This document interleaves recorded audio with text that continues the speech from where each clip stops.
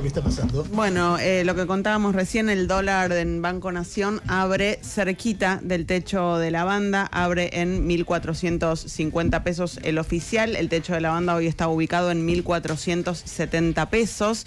Es previsible que tenga que empezar a intervenir el gobierno para intentar controlar el precio o que deje volar las bandas. Veremos qué decisión toma. Las acciones caen 15 puntos en Wall Street. El riesgo país ya está por encima de los 1.100 puntos básicos. Un escenario que era previsible, pero bueno, empieza a concretarse. El viernes pasado, la consultora Pepper-Q, que conduce Emanuel Álvarez Agis, difundió un informe que se llamaba sutilmente... A ver, son informes que todos los consultores difunden con mucha prudencia, porque está jugando con la economía y porque además es lo que corresponde hacer para cualquier persona medianamente responsable. Sin embargo, el título era un título bastante duro que se llamaba De la flotación al hundimiento, y de alguna manera recorría lo que había sido la semana en la cual el gobierno había decidido intervenir en el dólar y terminar con la idea de flota que decían a los gritos de los canales de televisión. Bueno, entre ese informe y hoy ocurrió un tsunami, o sea, el gobierno fue derrotado de una manera inesperada, pero aplastante en la provincia de Buenos Aires, con lo cual la situación política y económica cambia y Emanuel va a tener que hacer otro informe que andás a ver cómo se titula. Emanuel, te damos la bienvenida, gracias por estar, ¿cómo andás? No, gracias a ustedes. Ya lo publicamos, 8:30, se llama La libertad arrasada en provincia de Buenos Aires. La verdad que ese informe responde a que... independientemente que ya sabemos que las herramientas de medición de los resultados electorales no son buenas, nosotros hace, te diría, 4 semanas que estábamos muy negativos con el resultado electoral, negativos en términos del impacto en los mercados, digamos, no por preferencias políticas. Básicamente porque uno veía al gobierno, digamos, sumergido en internas, con un escándalo por corrupción que realmente yo creo que los dejó knockout. Y arriba de eso tenías 3-4 meses acumulados de caída del salario real privado, o sea que el informal, por supuesto que está mucho peor. Se habían desplomado 2 índices bastante relevantes, que son los de confianza del consumidor y los de confianza del gobierno. El dólar volvía a las tapas, digamos, de todos los medios. Y después la verdad que cuando uno miraba un poco la estrategia del gobernador de desdoblar y de ir a una elección por sección,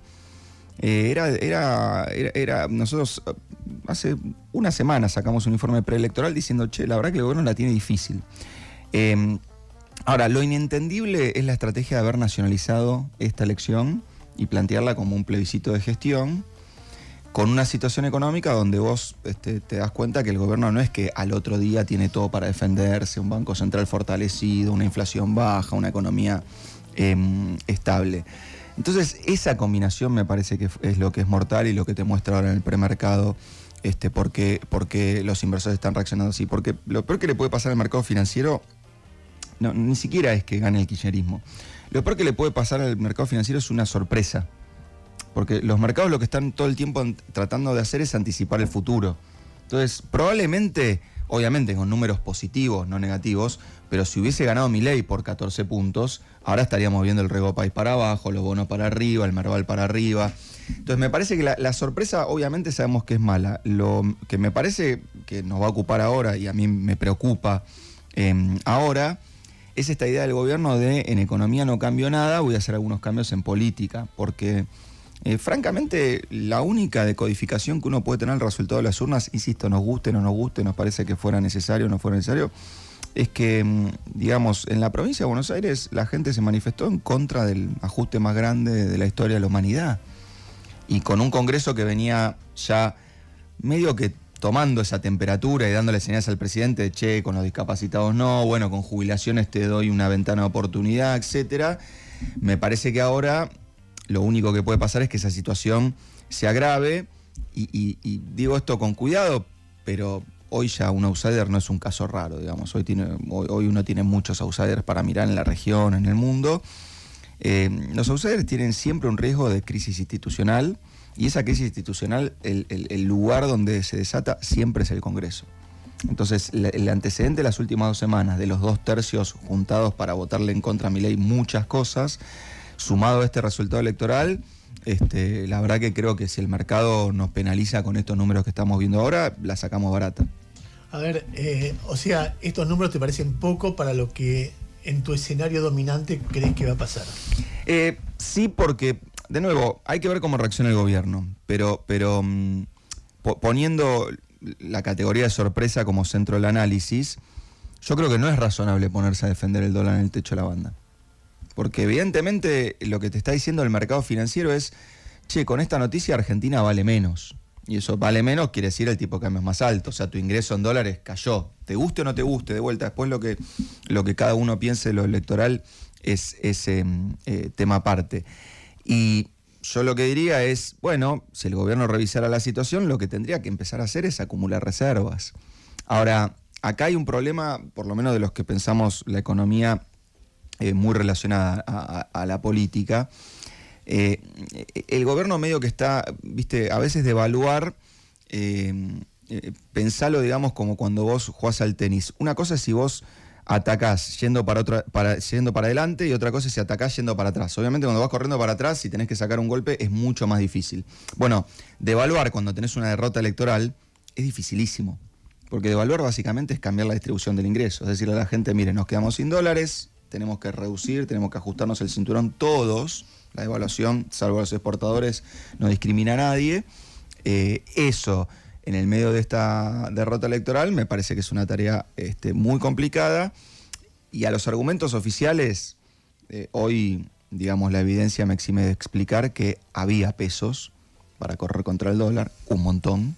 Y con este resultado electoral puede haber mucho más pesos porque pesos siempre hay. Digamos, esta idea de Milei de controlar la cantidad de dinero, la verdad que nos puso en, yo te diría, la tercera vez en la historia del mundo que un país hace un experimento como este.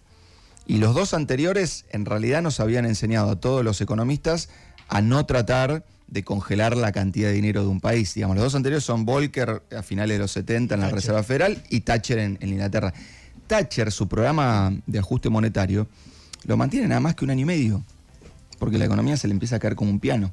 Y a Volcker le pasa algo parecido. Entonces, después de eso, incluso los economistas liberales tienen una retórica sobre que la inflación es un fenómeno monetario, etcétera, pero nunca implementan ese tipo de políticas, porque te bajan la inflación, pero probablemente nadie va a llegar vivo al evento electoral para agradecerle a Milei, digamos, la baja en la inflación. Entonces, no revisar esa estrategia me parece muy peligroso. Vos decías, no saldría ahora a defender el techo de la banda, y por otro lado decías, devaluar después de una derrota electoral es muy complicado. Sí, tenés que elegir entre Guatemala y Guatepeor. Entiendo que después de las PASO a Massa el fondo lo obliga a devaluar en el 23. Sí.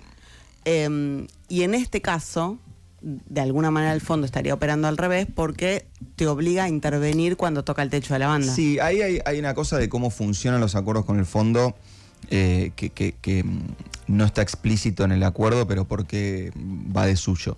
Los acuerdos con el fondo se escriben en un determinado contexto económico, político, internacional. Por ejemplo, cuando la administración del Frente de Todos firma el acuerdo con el fondo y hacía 30, 40 días se había iniciado la invasión de Rusia a Ucrania, muchos decíamos, este acuerdo fue escrito con otros precios de los commodities, con otra presión inflacionaria, convendría revisarlo. Entonces va de suyo que si cambia algún dato relevante, los acuerdos con el fondo están sujetos a revisión. Este era un presidente que basó toda su estrategia de sostenibilidad de su carácter de outsider en la opinión pública. O sea, un poco la idea de Milei de, digamos, confrontar con el Congreso se basaba en yo sigo midiendo 50 a pesar de que hice el peor ajuste en la historia de la humanidad, a pesar de la recesión, etcétera. Entonces el fondo, en uno de sus criterios de acceso, cuando un país tiene que pedir recursos extraordinariamente, digamos, muy por encima de su cuota, uno de sus criterios de lo que se denomina acceso extraordinario es que ese programa cuente con consenso político. Porque lo que dice el fondo es, mirá, vos no estás, digamos, tomando dinero prestado de acuerdo al manual de procedimientos estándar. Estás en una situación de emergencia, yo necesito saber que si esa situación de emergencia deviene en una crisis política, el que está de la vereda enfrente más o menos esté de acuerdo con eso. Bueno, Argentina no cumple con esa cuestión del consenso político hace mucho, el fondo lo sabe, con lo cual somos todos mayor edad, digamos, no es que digo, pobre fondo, ahora qué le va a pasar. Y el otro punto es que el mercado ya le estaba asignando cierta probabilidad a que el gobierno saliera del esquema de bandas. Esto es un poco técnico, digamos, pero la semana pasada el dólar futuro, digamos, de enero, de febrero, de marzo, ya cotizaba por encima del techo teórico de la banda en esos meses. Entonces, el otro punto es que cuando a mí me preguntan siempre tengo que explicar que el acuerdo con el fondo no es una ley, no está escrito en piedra. O sea, Caputo mañana puede decir no defiendo el techo de la banda, llama al fondo, le dice, mirá, estoy viendo que hay mucha demanda, no conviene, nos vamos a rifar 14.000 millones de dólares al pedo. Mejor tener ese arsenal para si esto se desbanda, defender en otro lugar. Perdón, y cierro con esto. Porque acá hay un tema bien de... ¿no? Porque si hace eso, que yo coincido, me resulta más razonable pagar el costo de dejar que se escape el dólar un poco ahora y defenderlo cuando sea más caro y tengas más pesos en relación a los dólares que hay. Ahora, o más dólares en relación a los pesos que hay. Sí, es decir, pero claro, si lo dejas escapar ahora al dólar, la sensación de inestabilidad va a ser más fuerte y eso tiene un perjuicio electoral inmediato. Con lo cual, Milei le va a decir, no, defendelo y defendelo. Lo que pasa es que eso te genera quilombo por otro lado, riesgo país. Lo que pasa es que el defendelo es ponernos a todos, digamos, es dar vuelta al relojito de arena, porque todos vamos a estar diciendo cuánto vendió hoy, cuánto le queda, cuánto vendió hoy, cuánto le queda. Mi trabajo se vuelve súper sencillo, tengo que decir 2 números todos los días a las 4 de la tarde. Ya sabemos, digamos, que en este contexto poner en esa posición al Banco Central es muy complejo. Yo te diría más en general, por eso soy bastante negativo. Milei apostó a lo que en economía denominamos una solución de esquina, o sea, una apuesta de todo y nada. De todo o nada. Me sale muy bien, hago el ajuste más grande en la historia de la humanidad, sin una reserva en el Banco Central, llevo la inflación a cero con un programa de ancla cambiaria y de ancla fiscal, voy a la de medio término y la gente me apoya, con lo cual el mercado dice, wow, los argentinos están dispuestos a ajustarse el cinturón derivado de la confianza que le tienen a este proyecto económico, o esto. Bueno, salió esto. ¿Y en el menú de opciones no aparece reinstalar el cepo para la compra de personas físicas? En el menú de opciones no libertarias, sí. Ahora, estamos acá en parte porque yo te diría que de octubre del año pasado a la fecha, cada vez más la política económica estuvo, digamos, liderada por las fuerzas del cielo y no por los terrícolas. En el mercado, medio en chiste, medio en serio, decimos que al principio del gobierno Milei decíamos, che, por suerte las fuerzas del cielo tienen 2 terrícolas administrando la política económica. Claro. Cuando viene el blanqueo, ahí es la primera vez donde el gobierno tiene la opción de decir, bueno, ok, corrijamos un poco el dólar, compremos las reservas derivadas del blanqueo y con eso fortalezcamos la posición del Banco Central, a pesar de que eso sea intervenir, determinar precios, no ser libertario, etc. No lo hacen y el primer aviso de la economía es el 14 de abril con el acuerdo con el fondo. En el acuerdo con el fondo pasa algo que para mí no se discutió lo suficiente, que es mi expertise, por lo menos, de tener discusiones con el fondo y publicar documentos, que el fondo publique documentos cuando yo estaba en la función pública, es que vos negociás hasta las notas al pie de ese documento, porque obviamente tiene un efecto en los mercados, etc. Bueno, ese documento dice cada carilla y media el gobierno va a comprar dólares en el medio de la banda.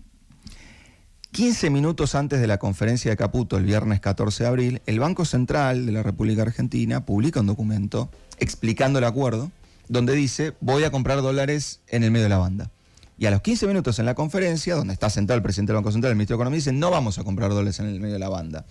Entonces, mi impresión es que eso fue una decisión, 15 minutos antes del acuerdo, de Milei diciéndole, miren, en el manual libertario dice que no hay que intervenir. Y de ese momento a la fecha, yo creo que muchos analistas se apuraron a decir, che, salieron bien del cepo. Bueno, si uno dice, Macri salió mal del cepo, ¿por qué? Porque a los 2 años y 4 meses la economía se le rompió. Acá tenías tipos que a los 15 días decían, viste, Mandril, que salió bien del cepo. Bueno, no es así. Lamentablemente esta es la segunda salida del cepo que sale mal. Yo creo por un factor que no se termina de entender, que es que la capacidad de las personas humanas, físicas, de comprar dólares sin límites, en realidad está funcionando como una especie de pasamanos para que un montón de compañías accedan a dólares al mismo precio que el oficial. Y eso explica que vos tengas la demanda de dólares en los niveles que vimos. Mucho testaferro comprando dólares. No es un testaferro, bueno, es un arbitrajista que dice, che, si el dólar oficial vale 1.350 y el paralelo vale 1.370, yo me puedo ganar 20 mangos por cada dólar que compre. Vos dirías, bueno, por 20 mangos no vas a hacer tanto esfuerzo. Sí, pero si lo que haces es comprar, vender, comprar, vender, comprar, vender 70 veces por día, bueno, 20 mangos multiplicado por una cantidad de dólares grande es un lindo ingreso adicional que se genera. ¿A quién le compra el dólar oficial ese arbitrajista para venderle el paralelo? A una compañía que no puede, por ejemplo, pagar dividendos por el oficial, pero sí puede pagar por el paralelo. Y hoy lo paga porque le sale lo mismo más 20 mangos de comisión. ¿Qué haría yo en esta situación? Bueno, pondría un límite a eso. ¿Qué generaría eso? Que haya brecha. ¿Qué generaría la brecha? Que haya inflación. Bueno, sí, lo que pasa es que solucionar esto en 14 segundos es imposible. Yo tiendo a pensar que van a poner el cepo y van a explicarle que como hay un ataque terrible de kirchnerismo, tenemos que defendernos. Como hicieron con la intervención en el dólar, como hicieron con los secretarios. Sí, es cierto que Milei ha protagonizado giros de 180 grados que no tienen nada que ver con las ideas libertarias y te lo explica de maneras bastante insólitas.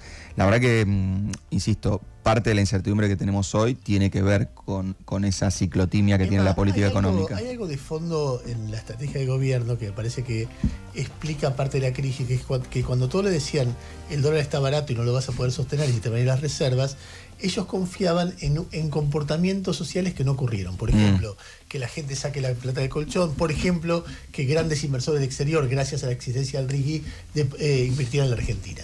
Cuando quedó categórico a fines de julio, principio de agosto, que esto no pasaba, es decir, que la gente no sacaba los dólares del colchón, sino que además compraba desesperadamente dólares para meter en el colchón. Y al mismo tiempo que la inversión extranjera directa era la más baja de la historia, no es que le iba más o menos. En ningún momento del kirchnerismo, hubo tan baja inversión extranjera directa. Cuando vos ves todo eso, ellos que explican, lo que pasa es que el problema es el peronismo. O sea, es el cuquismo, es el riesgo cuca, etc. Con lo cual, el tema es, vamos a destruir el peronismo y por lo tanto van a llegar los capitales. Cuando se produce la elección de ayer, está claro que no van a destruir el peronismo, con lo cual su propio discurso alimenta la crisis actual. La pregunta es, ¿por qué la gente en estos contextos, donde la tasa de interés era alta, donde por ahí convenía vender dólares, donde el RIGI te ofrece hacer negocios muy fáciles en el área de energía, no se produjo la ola de inversiones? ¿Es el riesgo Milei? ¿Qué es? Hay dos cosas que me parece que son relevantes para explicar ese fracaso, o tres. La primera es que la economía no funciona así. No, hay un problema con la visión teórica del funcionamiento de la economía de este gobierno que es dramático. Y es dramático porque, de vuelta, se pasa de lo retórico y vos lo ves en los hechos. O sea, un presidente que dice, no voy a comprar porque el dólar va a ir a 1.000, uno puede decir, es un blef, está haciendo retórica, pero no compran. Entonces lo único que yo puedo pensar es que realmente ellos creían que el dólar iba a ir a 1.000 y cuando llegó a 1.120, yo no te quiero decir los mensajes que recibía del lado del gobierno. Eso es lo primero. Lo segundo es que hay una comprensión absolutamente errada de lo que implica las posibilidades que tiene Argentina en materia de inversión versus la capacidad que tenemos los argentinos de gastarnos dólares cuando el dólar está barato. O sea, si vos analizás si Vaca Muerta estuvo por abajo o por encima de las expectativas que todos los analistas teníamos para este año, objetivamente estuvo por encima de las expectativas. O sea, hay más inversión y más exportación en Vaca Muerta que los que todos pensamos a principio de año, incluso con un precio del petróleo que no es muy bueno. Ahora, si tenemos a todos los argentinos comprando importaciones, trayendo ropa por Shein y Temu, trayendo paquetes por Amazon, viajando a Uruguay, a Miami, a París, a no sé qué, no hay Vaca Muerta que alcance, no hay litio que alcance con un dólar a 1.100, a 1.200. Y lo tercero, mira, a mí cuando me tocó gestionar la política económica, me acuerdo que con mi secretario de Finanzas siempre teníamos la misma discusión, ¿no? Yo le decía a mi secretario de Finanzas, che, arreglame este quilombo. Y mi secretario siempre me decía lo mismo. Yo te lo paro un ratito, pero el quilombo lo tenés que arreglar vos. En el sentido de que las finanzas te pueden ayudar a darte un tiempo, a darte un paréntesis, a darte un periodo de tranquilidad en el cual vos haces cosas para el otro día estar produciendo más, estar exportando más, estar trayendo inversiones, etc. Ahora, si vos lo único que haces es armar puentes financieros para que cuando se acabe el conejo de los dólares, venga otro conejo de dólares, venga otro conejo de dólares, al final del día los inversores dicen, ¿pero de qué estás laburando vos básicamente todos los días? Porque para pagar la deuda tenés que laburar.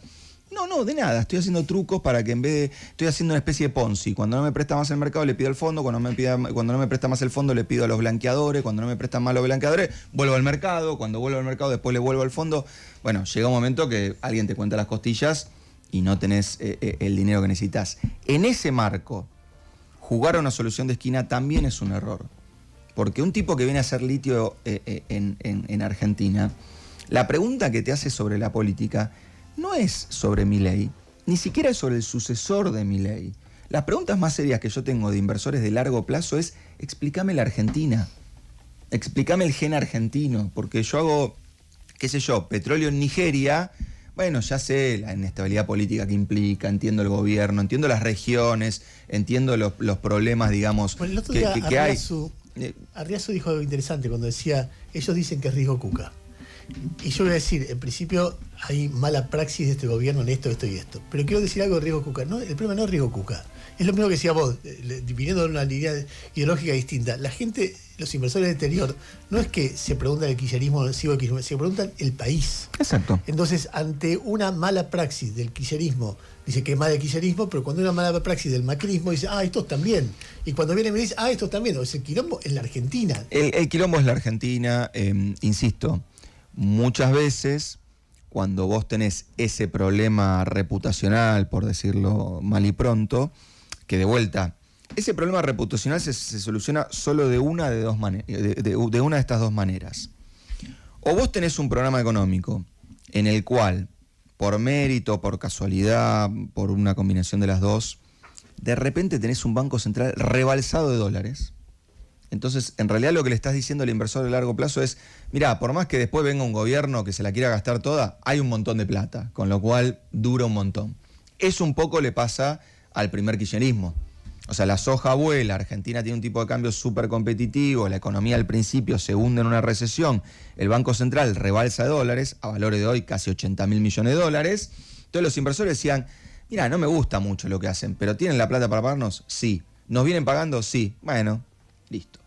O, si no tenés el Banco Central lleno de dólares, tratás de generar una política de un mínimo consenso respecto de que en el camino a esa acumulación de reservas, si esa acumulación de reservas, si esa baja en la inflación, si esa estabilización de la economía lleva más de un mandato, el que tenés enfrente no va a pegar un giro de 180 grados. Bueno, Milei no hizo ninguna de las dos cosas. Eso es lo grave. Porque vos decís, mirá, el tipo apuntó a ponerle el último clavo al ataúd del kirchnerismo. Figura horrible, de vuelta, que la verdad que a un inversor de afuera no es que dice, qué bien este tipo que quiere matar a la oposición. Pero si eso lo hacía, habiendo juntado 80.000 millones de dólares en el Banco Central, uno decía, bueno, qué sé yo, la verdad que tiene ahí para aguantar. Ahora, no haces eso y querés matar a la oposición en sentido político, bueno, acá estamos con el riesgo país arriba de 1000 puntos. ¿Qué probabilidades ves de un default? Depende, digamos, si me hablas de los pesos o de los dólares. De lo que y quieras. Depende la fecha. A ver, cuando yo digo salgan de este esquema y dejen correr un poco el dólar y estabilicen en un nivel un poco más alto, no lo digo porque me parece que es una política que va a bajar la inflación y va a hacer crecer la economía. Lo digo porque si no, las tasas de interés que tenés que ofrecer para que los inversores se queden en pesos hace que los propios inversores digan, che, esto no nos lo van a pagar. Porque, de vuelta, el Tesoro refinancia deuda ofreciendo prácticamente una tasa efectiva mensual de 5%, y así todo, el tenedor de esos bonos en pesos dice, no quiero, y por lo tanto lo que hace el gobierno es subir los encajes, que es como decir, si no querés lo vas a querer igual, porque ahora regulatoriamente te obligo a tener más de esa cosa que no querés tener, como banco, ¿no? Y segundo, en los dólares, Argentina a fin de año tiene que juntar 4.000 millones de dólares para pagar bonos, no es mucha plata, pero en julio del año que viene el número ya es distinto, y en esta dinámica uno no ve cómo el Banco Central se empieza a tampoco llenar los de dólares. 4.000, ¿o sí? Bueno, los 4.000 probablemente vamos a hacer el truco de siempre, que es pagar con plata al fondo. Entonces ahí hay un lugar donde en realidad la deuda argentina, esto es bastante técnico, pero vos cuando ves una deuda soberana, digamos, en moneda dura de otro país, los inversores lo que van mirando es el rendimiento de mediano plazo de esa deuda. Acá en realidad la deuda argentina se termina evaluando por cada pago de cupón. O sea, como que vas evaluando un instrumento que si a los 6 meses garpa, festejamos, volvemos a arrancar. A los 6 meses vuelve a garpar, festejamos, volvemos a arrancar. Eso hace que, de vuelta, si un inversor financiero tiene un horizonte de 6 meses, vos no podés pretender que un inversor de litio venga a hundir plata para exportar la primera tonelada de litio en 7 años. O sea, está mal pensado el esquema. El otro día Ale Berco contaba que a él le consta que fue el propio Caputo y Bausili los que explicaron que varias de las medidas que se tomaron últimamente no fueron medidas de ellos, sino de Milei. Y que Milei sabe eso y que cree que en base a esas diferencias que el equipo económico habría hecho públicas, eso termina con Caputo como ministro de Economía en pocos días. ¿Qué pensás? ¿Imaginás un escenario así? ¿No lo imaginás? De hecho, ayer estaba Sturzenegger en el escenario y Caputo no estaba. Mucha gente leyó eso como la previa de que Caputo se va. No tengo idea. Bueno, a ver, y de vuelta, lo digo por la información pública, porque a mí en esta profesión la idea del ministro, hablé con él, tenía cara rara, deduzco que esos argumentos la verdad que no valen ni 10 centavos. Ahora, lo que sí uno puede ver es que, dado lo que el propio Caputo escribía como consultor, dado su historial en el mercado financiero, su historial como secretario de Finanzas y después como presidente del Banco Central en el gobierno de Macri, es raro que no se diera cuenta que el desarme del EFIS iba a generar el efecto sobre el dólar que generó. Entonces, cuando vos te pones a pensar en qué cabeza cabe desarmar las LEFIs, que es como, digamos, retirar al Banco Central de un lugar donde está interviniendo en la economía en el día a día, bueno, eso en una cabeza libertaria tiene mucho sentido. ¿Es probable que Milei haya tomado esa decisión y Caputo y Bausili estuvieran en contra? Sí, es probable. También, te lo digo por experiencia, uno con un presidente tiene, en mi impresión, depende del presidente, como mucho 3 nos. El presidente te dice, desarmar la LEFI, no. No compres reservas, no. En la tercera te dice, volá, le tenés que decir que sí o irte. Porque, de vuelta, es un presidente. En este caso es peor porque el presidente es economista, con lo cual uno no puede acudir al argumento de, bueno, usted es abogado, pero le voy a explicar cómo funciona la economía. Es cierto que es un economista que tiene una teoría económica que, digamos, ni en las universidades de Austria se da economía austríaca. Literalmente, o sea, no es el mainstream. O por lo menos no la economía austríaca de la que habla Milei. No, bueno, pero Belgrano también tiene escritos sobre economía interesantísimos, pero vos vas a la Facultad de Ciencias Económicas y no hay una materia que se llama Belgrano 1, Belgrano 2. O sea, está bien que el tipo, lo nacional importa, pero por ahí para los historiadores. Entonces, es probable, al margen de eso, la verdad que el ministro de Economía en la Argentina trabaja de decir que no va a devaluar hasta que devalúa. Entonces es obvio que Caputo, con la canchereada del compracampeón, queda hoy en una posición bastante deteriorada. Hay algo que no es tan obvio, que es que hay como una especie de esquema político de demostración de lealtades donde uno tiene que ir a los streaming o tuitear o putearse con adversarios para mostrar que es muy libertario, ¿sí? Yo me acuerdo, por ejemplo, en el gobierno de Cristina, muchas veces los inversores decían, bueno, lo vi al ministro, te vi a vos en el patio de las Palmeras. Bueno, por supuesto, uno es parte de un proyecto político, de un gobierno, no es que vos decís, la verdad que estos negros kirchneristas, las cosas que cantan, yo no voy a ir. No funciona así. Ahora, cuando la disputa implica en el terreno de la comunicación de la política económica, decir barbaridades, se genera un problema grave porque, mira, les cuento una cosa muy cortita. Sobre todo el inversor internacional hoy está, digamos, muy regulado en términos del tipo de información que maneja. Porque hubo muchos casos afuera de inside trading, de inside information, o sea, de inversores que tenían información privilegiada, toman decisiones, ganan mucha plata, y eso es ilegal y hoy está penado y esas penas están como muy agravadas. Entonces, cada vez que un consultor manda un escenario económico, yo no puedo mandar un escenario económico y decir, bueno, supongo que el 14 de octubre a las 10:30 de la mañana el presidente devalúa y pone el dólar a 2.238, porque evidentemente es una hipótesis rara. Y si el banco que lee ese informe toma una decisión y eso termina pasando, es muy probable que termine con una causa en la justicia internacional. Entonces, cada vez que nosotros mandamos un escenario, tenemos que justificar los supuestos que hacemos. Para hacer eso, en el pasado, ¿cómo se hacía? Vos ponías un pasante que escuchaba todo el tiempo al presidente, al ministro, qué sé yo, y te mandaba un reporte del discurso económico. Obviamente que el pasante nunca lo contrataba porque quedaba idiota el tipo de escuchar todo el tiempo. Pero bueno, era una forma de empezar a aprender la política económica. Hoy nosotros en la consultora, que ya tenemos más científicos de datos que economistas, el equipo de mi socia me armó una especie de, nosotros le decimos el bot de Milei. Es un chat GPT que solo tiene como fuente de información todas las intervenciones públicas de Caputo, Milei, Furiase, Boutier, Daza y Bausili. Entonces eso nos sirve para, por ejemplo, antes le decíamos, che, ¿cuándo salís del cepo? Es el primer bot interno en un manicomio. Bueno, los chicos le preguntaban, che, ¿y los perros? ¿Qué sé yo? Yo dije, ordenémonos porque esto vale plata, ¿no? Porque vos cada vez que lo usás, pagás en la nube por ese procesamiento. Entonces, por ejemplo, nosotros decíamos, che, ¿cuándo vas a salir del cepo? Te daba una serie de textuales y en los reportes pones los textuales y decís, che, si usted quiere ver este textual, vaya a este minuto de YouTube, no sé qué. No, pero ¿qué nos empezó a pasar? Yo le digo a los chicos, che, anda mal esto.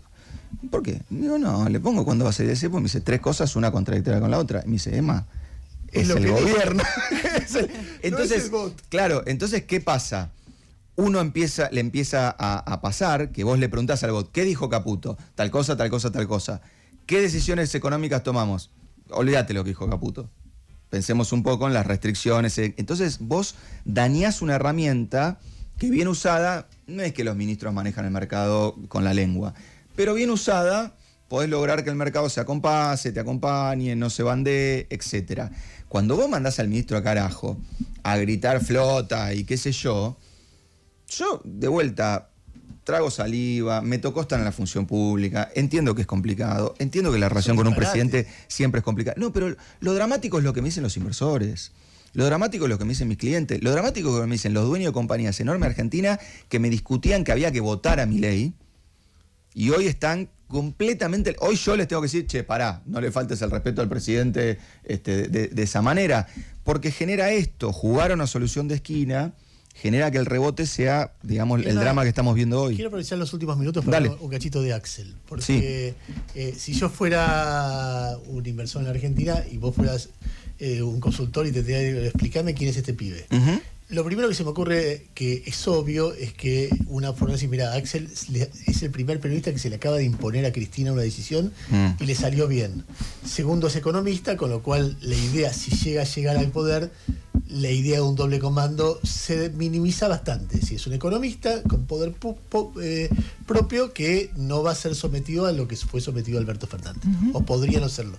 Ahora, la pregunta yo te diría es, a ver, para la izquierda latinoamericana tenías un Lula y del otro lado tenés un Chávez. Perdón, no me está retando porque hago así. ¿Se escucha esto? Sí, se escucha, okay. ¿Se escucha muchísimo bien? Bueno, escúchenlo. Vamos. ¿Hacemos percusión? Claro. Bánquensela, loco. No, Estoy nervioso. ¿Usted está tranquilo? ¿Saben lo que va a pasar ahora en 8 minutos? Bueno, dale. Lo que te quería preguntar era... es un tipo que entiende de economía, es un Chávez que viene por todo, va a hacer la reforma agraria, es un tipo que se va a entender con los empresarios desde una perspectiva más, si querés, distribucionista. ¿Qué carajo es este? Bueno, lo primero que te digo, y no para esquivar la pregunta, es invitarlo a Axel y preguntarle. Pero el consultor no tiene acceso a Axel. Por eso, pero ahí voy con eso.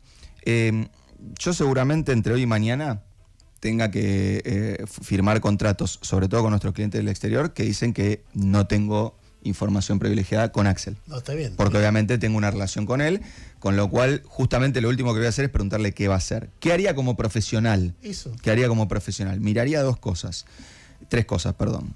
Miraría su gestión en economía, miraría su gestión en la provincia de Buenos Aires y miraría su armado político. Entonces, en su gestión en economía...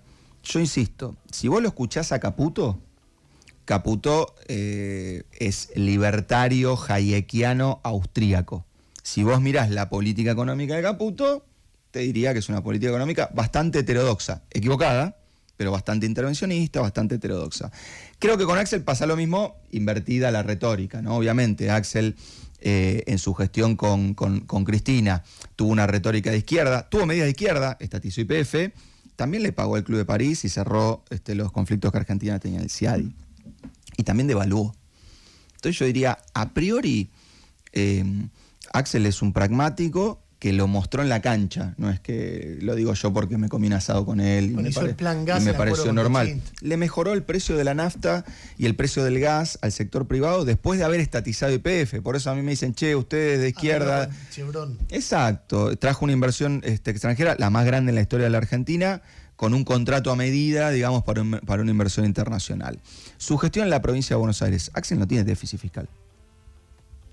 Y lo podría tener. Podría emitir bonos y financiar un déficit. Axel hizo un ajuste este año y me parece que no es que está viviendo con lo nuestro, como se dice, está viviendo con menos de lo que es de él, por eso los reclamos a Milei. La parte más difícil es la política. ¿Pero por qué? Porque creo que tiene dos desafíos. Primero, Milei, Alberto, Macri, Cristina, no es que salen de un plato volador. Evidentemente la gente había votado y había exigido esos cambios. Segundo, creo que estamos, digamos... para que voy a esperar que termines de escribir en el celular, porque yo tengo un ego que me hace pensar que lo que estoy diciendo es importante. Es importante. E incluso más importante que la pelotudez que estás escribiendo. Pero... Me llena el alma que haga eso. Pero bueno... Espera, qué Porque bien que lo me hace tratan a mí, siempre. Porque acaba, hace una hora... No, pero invitar a un tipo y... Che, ¿qué comemos? ¿Milanesa? Matalo, Bueno, matalo, vuelvo al último punto. Yo creo que si esto es el inicio de un fracaso del gobierno de Milei, el peronismo, trascendiendo a Axel, porque de vuelta, no empecemos a nombrar al próximo presidente, que ahí está la reta, ¿no? Para enseñarles a todos.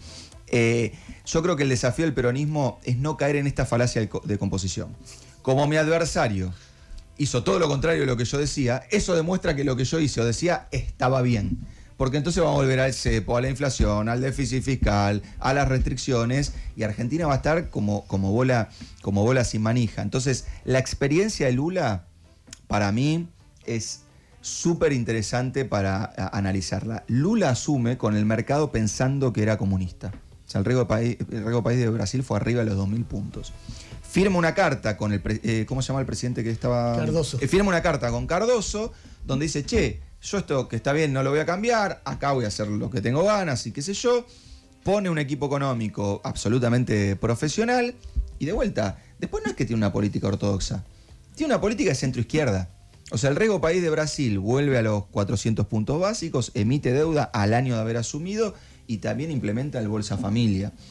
Lo dramático es que un país tenga que irse hasta un Rego País de 2.000 puntos básicos para después normalizarse y recorrer lo que fue Lula, que fueron casi 10 años de crecimiento ininterrumpido. Ahora, es muy fácil pensar a Lula firmando una carta con Cardoso.